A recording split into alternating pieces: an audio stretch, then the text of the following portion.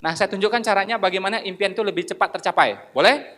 Ya, ini rumusnya jarang-jarang ditampilkan ya. Di buku saya juga tidak ada, di Telegram saya juga tidak ada, hanya di sini saya sampaikan. Ya, nggak usah dicatat, insya Allah pasti ingat, tenang aja ya. Jadi kalau belajar itu tenang, relax, akan masuk semuanya. Ya, makanya training tuh ISQ 3 hari nggak pakai catat semuanya. Saya juga sama, training saya nggak usah pakai catat semuanya. Penting tenang, relax, masuk semuanya. Ya, makanya semua kitab suci pertama kali turun tidak pernah dituliskan, hanya diperdengarkan. Masuk semuanya. Ya, penting tenang aja, tenang, relax, masuk, insya Allah. Ya, jadi ada 5 poin. Yang pertama, pastikan secara spiritual beres. Artinya apa? Allah ridho dengan impian kita itu. Kenapa mau mobil itu? Keren ya Allah. Nah, itu nggak ada Allahnya di situ. Ya, harus ada tuh. Kita bisa pertanggungjawabkan, kita bisa argumen sama Allah. Kenapa aku harus punya mobil seperti itu?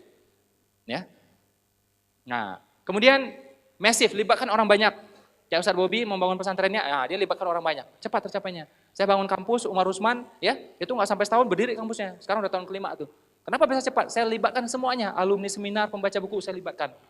Ya, sekarang saya bangun 6 sekolah ya di pelosok-pelosok Indonesia. Ya, dalam waktu 1 tahun 6 sekolah, sekarang menuju 7 sekolah. Nah, karena melibatkan orang banyak. Bisnis juga sama. Kalau buka cabang sendiri kelamaan. Melalui apa? Reseller, betul? Distributorship, betul? Melalui keagenan, affiliate, dropship. Nah, libatkan orang banyak, bagi-bagi rezekinya, bagi-bagi kesempatannya. Ya, masif, libatkan orang banyak. Kemudian apa? Sensitif. Pastikan 4 panca indera merasakan. Jadi kalau pengen mobil itu, pastikan memang kita coba tuh mobil. Saran saya bukan sekedar coba. Kalau coba nggak berasa.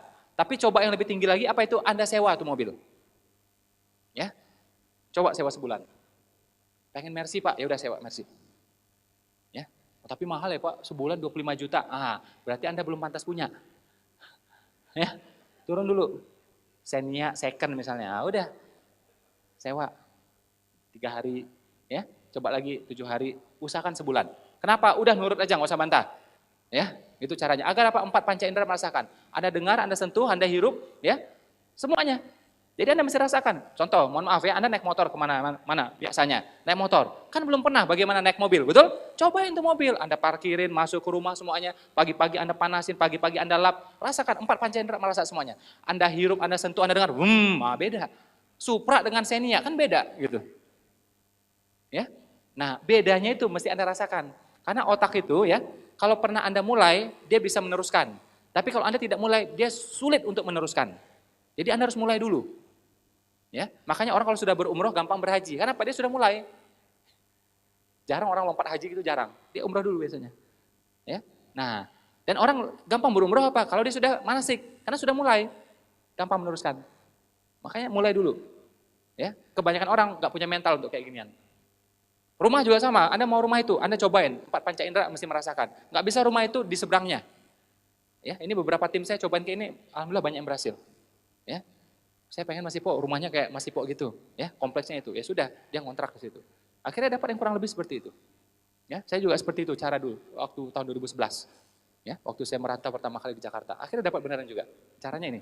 Ya, ini nggak ada disampaikan di mana-mana, hanya di sini saya sampaikan. Ya, di seminar yang kayak gini. Di buku tidak ada, di WA saya juga tidak ada, di Telegram juga tidak ada. Ya, kemudian apa? Progresif, bertahap. Sekarang mohon maaf, kita naik angkot kemana-mana, naik kereta kemana-mana, naik mobil naik motor kemana-mana, belum punya mobil. Bertahap dulu, jangan langsung BMW.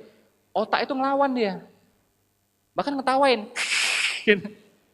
Makan Indomie, BMW coba, ngetawain dia.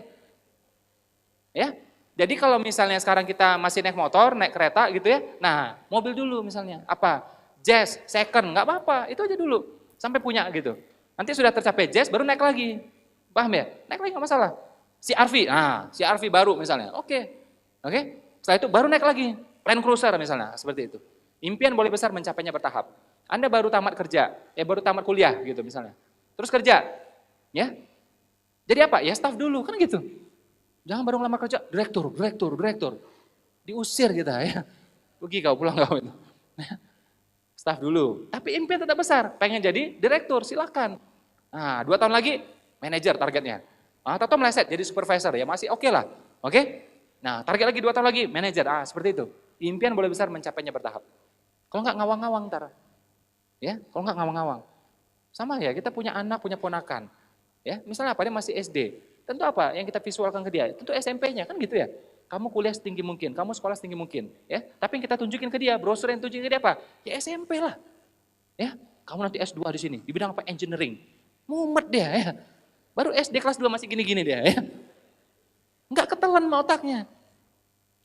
Oke? Nah, itu namanya progresif ya. Impian boleh besar, mencapainya bertahap, progres, ada progresnya. Jadi otak itu suka dengan progres dia. Tapi kalau lompatan itu rata-rata otak tidak suka. Ya, dia menolak biasanya. Karena dia merasa belum pantas ke sana, macam-macam lah. Ya. Nah, kemudian apalagi proaktif, ya. Nah, ini penting banget ya. Ini sebenarnya salah satu kaidah fikih yang saya ambil. Saya belajar sama guru saya udah 2 tahun lebih ya. Salah satu kaidah fikih adalah apa? Ini bagus banget menurut saya adalah apa? Sebuah kebaikan kalau belum bisa dilakukan semuanya jangan ditinggalkan semuanya. Lakukan apa yang bisa. Bikin pesantren, bikin. Tapi uangnya nggak ada Mas Ipo. Ya, modalnya 600 juta, 200 juta gitu ya. Uangnya belum ada, kesempatan belum ada. Oke. Apa yang bisa? Membiayai santri 1 orang, 2 orang masih bisa? Masih bisa. Idealnya kalau di rumah kita misalnya, wah nggak kuat Mas Ipo, nggak sabar ya. Anak aku sendiri aja nggak sabar, apalagi anak orang. Nah ya udah, biar pesantren yang ngurus, kita nggak usah ngurus misalnya. Ya, jadi jangan ditinggalkan semuanya, lakukan apa yang bisa. Idealnya bikin panti asuhan, belum bisa, apa yang bisa? Biayai anak yatimnya.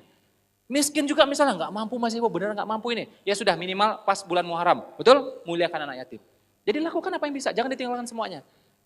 Usaha gimana? Sama aja. Mau buka restoran Mas Ipo, ya udah buka aja. Nggak ada uangnya Mas Ipo, nggak ada modalnya, nggak ada ilmunya. Ya sudah, buka warung dulu. Tapi belum bisa ya Mas Ipo, beneran nggak ada nih uangnya. Ilmunya juga belum ada. Ya sudah, buka stand dulu 1 meter misalnya. Masa nggak bisa juga? Mungkin masih bisa. Atau apa? Bikin masakannya titip di restoran orang lain, di rumah makan orang lain. Betul? Apa yang bisa nih? Gitu. Tapi nggak pede juga Mas Ipo. Ya udah, jual bumbunya, jual online. Ya? Bikin tuh bumbunya, jual online. Masih bisa lah, ya kan? Jadi lakukan apa yang bisa ini. Oke? Sambil kita nanti berusaha itu, berikhtiar itu, nanti jalan itu kebuka. Jalan itu akan kebuka. Tapi kalau kita diam, diam juga. Allah akan diam juga. Allah tidak akan mengubah nasib sebuah kaum, sampai kaum itu sendiri yang menjadi inisiatornya. Kurang lebih seperti itu.